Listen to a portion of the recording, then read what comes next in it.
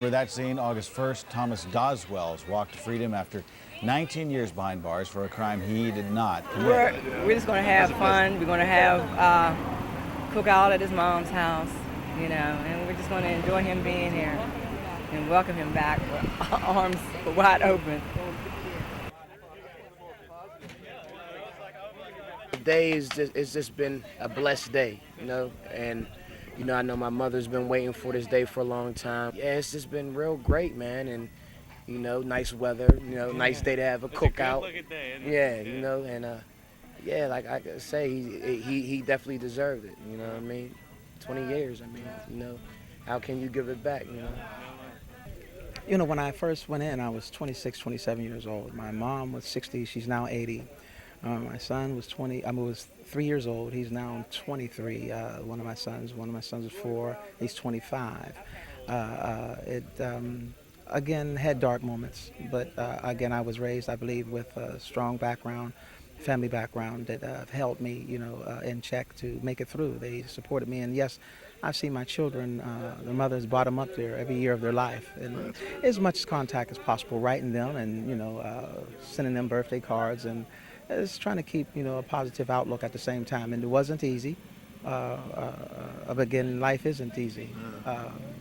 You'll be faced with many challenges, but I'm a living witness and a proof that you can overcome those challenges, given the right alignments of things happening in your life like it has in mind, and I'm appreciative of it. I'm thankful. Can you even put into words how much you've lost?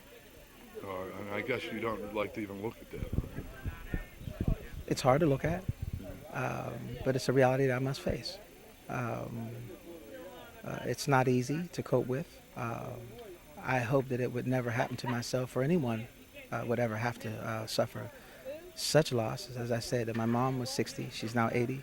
My dad was living. He's deceased. I still want to go past his gravesite to see where my dad is buried, that I can make peace with him. They wouldn't allow me to go to his funeral, so I had to sing over the phone. What'd you sing? Amazing Grace. What was the worst part about the incarceration? It's just being away from your family and being away from the freedom that you believed, that you had always rightfully deserved to have. That's kind of tough. But God has, again, blessed me to manage, to come through it in a positive light, I believe. The bigger picture on the innocence movement and the effect of the reforms on eyewitness identification, is this a microcosm of the whole, or how does it affect the entire movement on the eyewitness reform? Well, obviously every case is part of a larger piece, and in this case it's no different in that regard. Obviously we've never had a case before with the scarlet letter being responsible for the miscarriage of justice. So, my perspective on our the district attorney in Allegheny County was that he wasn't real receptive to a lot of things we're doing. What kind of feel did you get from him on the reform issue? Because he really wouldn't even comment on that when I did the series back in May.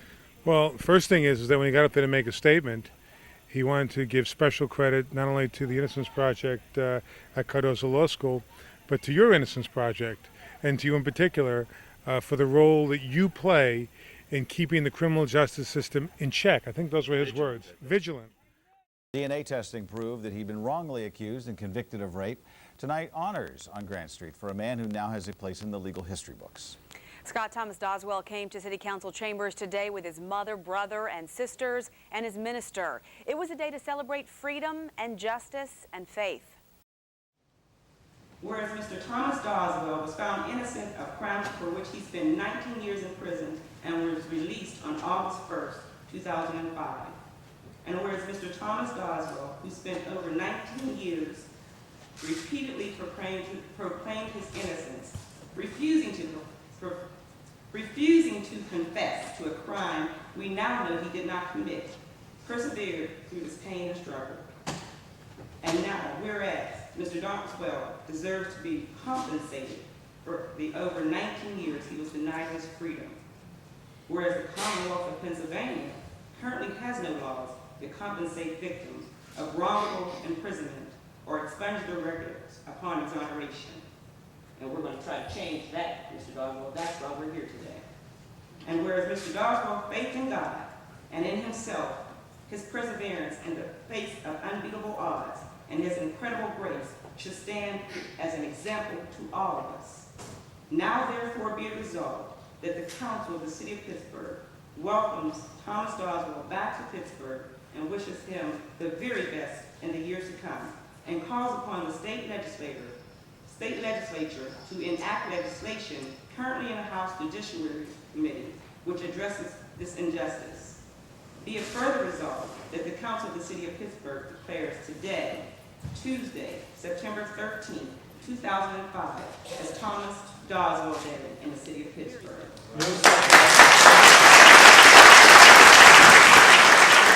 Proclamation of the day named in his honor. Doswell says he believes he was meant to be wrongly imprisoned to save others from a similar fate. Being taken away from your family for such a long time,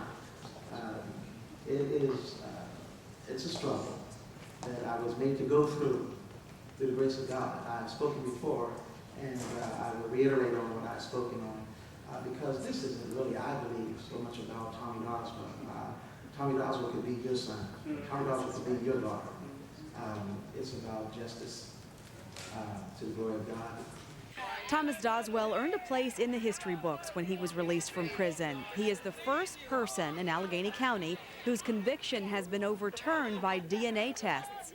He comes forward with such compassion, with no chip on his shoulder. He's truly a blessed individual, and I think all of us would have to say that very clearly.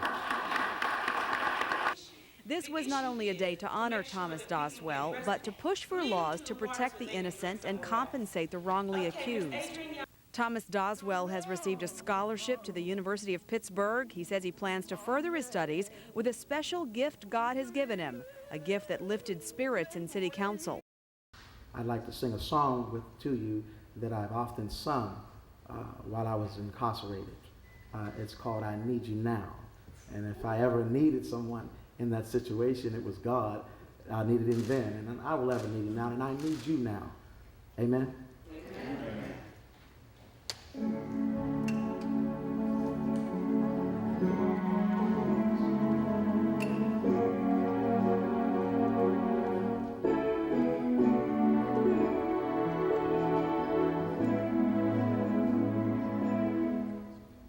Not a second, nor another minute, not an hour or another day. At this moment, with my arms outstretched, I need for you to make a way, as you have done so many times before. Through a window or an open door, I stretch my hands to thee. Come rescue me. I need you right away, 'cause I need you now. I need you now. I need you now, right now, right now. I need you now.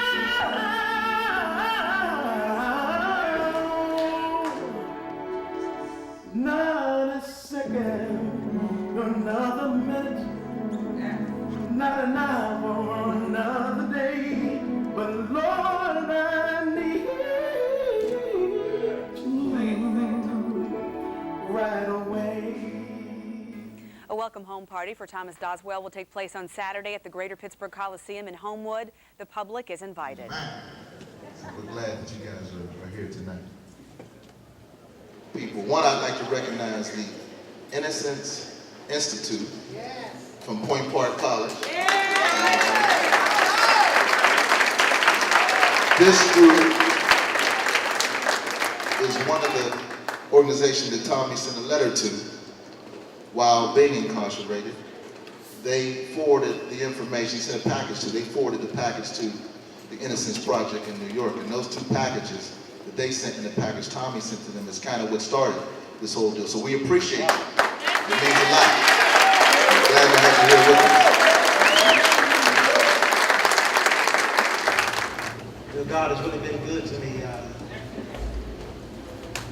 thank him for giving me an opportunity to be before you tonight. Without him, neither one of us would have the breath of life in our bodies to attend this occasion before the glory of the Lord. I want to thank my mother. I have a wonderful mother. I believe I have the best mother in the world. Senator Doswell. I want to thank my family for coming out. The Innocent Project out of New York, the Innocent Project here in Pennsylvania. The lawyers that I call my dream team. Many of you may have heard of them before, many of you may have not.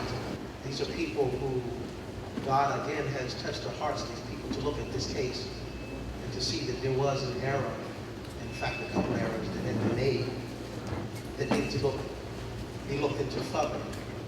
And I thank God for these people. In addition, again, I would like to thank all those who have assisted and showed me love, kindness through my journey of acclimating myself back into society. I also want to recognize a very special young man in my life. Without him, this young man supported me day one. He's my son. Come on up here, Mom.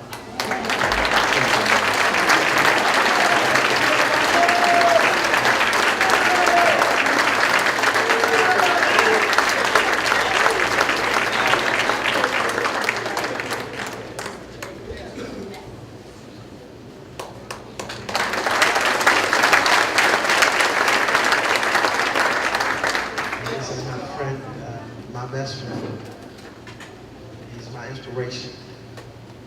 He's everything God has meant for him to be to me and more. And I wanted to, again, introduce him to yourself and just give him a hand, a warm hand.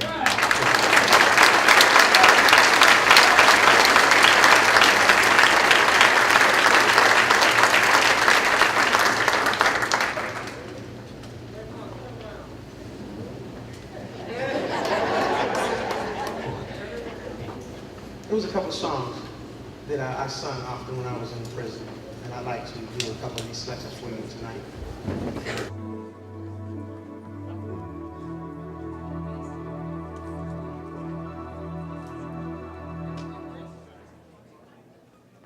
Not a second, nor another minute,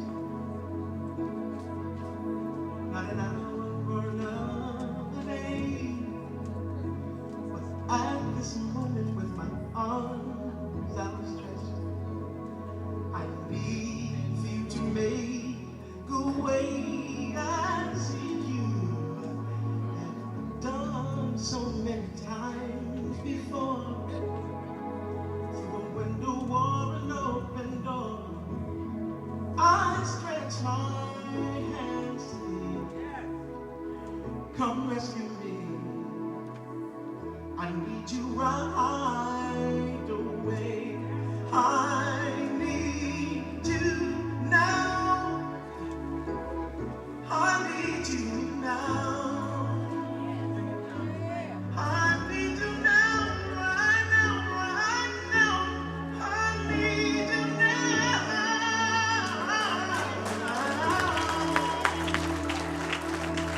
Not a second to another minute.